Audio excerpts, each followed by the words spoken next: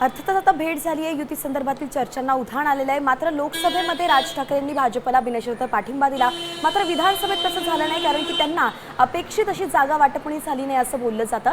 आणि त्यानंतर आता पुन्हा एकदा जर युती होऊ शकते तर राज ठाकरे कितपत भाजपवरती विश्वास ठेवू शकतात?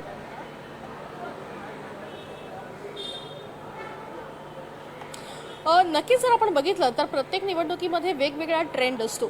लोकसभेमध्ये एक वेगळा ट्रेंड होता आणि त्या ठिकाणी नरेंद्र मोदी यांना पंतप्रधान म्हणून त्या ठिकाणी एक न्याय जो आहे तो राज ठाकरे यांनी आपल्या सहमतीने दिला असल्याची देखील माहिती मिळत आहे। राज ठाकरे यांनी शिवाजी पार्क येथील असलेल्या सभेमध्ये देखील मोदी यांना समर्थन दिलेलं होतं आणि त्यानंतर एक वेगळा निर्णय जो आहे तो विधानसभा निवडणुकीच्या पार्श्वभूमीवर राज ठाकरे यांनी घेतलेला बघायला मिळाला होता।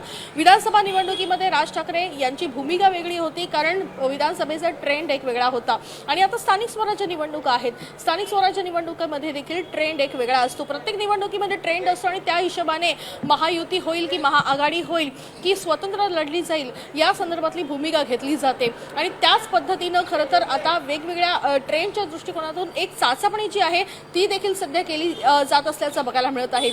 मराठी मतं आणि मराठी माणसाच्या पार्श्वभूमीवर जुलै महिन्यामध्ये हे दोन्ही भाऊ एकत्र आलेले बघायला मिळाले होते। त्याच्या आधी जूनमध्ये देवेंद्र फडणवीस यांची भेट देखील राज ठाकरे यांनी घेतलेली बघायला मिळाली होती आणि आता पुन्हा एकदा राज ठाकरे यांनी देवेंद्र फडणवीस यांची भेट घेतलेली आहे। त्याच्यामुळे ही भेट जर राजकीयदृष्ट्या असेल तर एकूणच विधानसभा निवडणुकीच्या पार्श्वभूमीवर जे गणित महायुतीचं झालं होतं त्याच हिशोबाने आता मराठी टक्का आपल्याकडे वळवण्यासाठी राज ठाकरे यांची कितपत मदत होऊ शकते या संदर्भातली देखील चाचपणी असू शकते। दुसरीकडे ठाकरे ब्रँड म्हणून जर उद्धव ठाकरे प्रमोट करत असेल तर या ठाकरे ब्रँडला कसा धक्का लावू शकतो आणि ठाकरे ब्रँडमधील राज ठाकरे यांना आपल्याकडे कसं वळवता येईल या दृष्टीने देखील महायुतीचे हे प्रयत्न असू शकतील। त्याच्यामुळे एकूण जर बघितलं तर मराठी टक्का आणि मराठी मतं स्थानिक स्वराज्य निवडणुकीसाठी अत्यंत महत्त्वाची असतात, कारण त्याच्यामध्ये भूमिपुत्रांचा मुद्दा असतो, मराठीचा मुद्दा असतो आणि या मुद्द्याला अनुसरून राज ठाकरे हे जर महायुती सोबत असेल तर निश्चितच एक महत्त्वाची आणि जमेची बाजू महायुतीसाठी असू शकते आणि त्या दृष्टीनं काही महत्त्वाच्या चर्चा देखील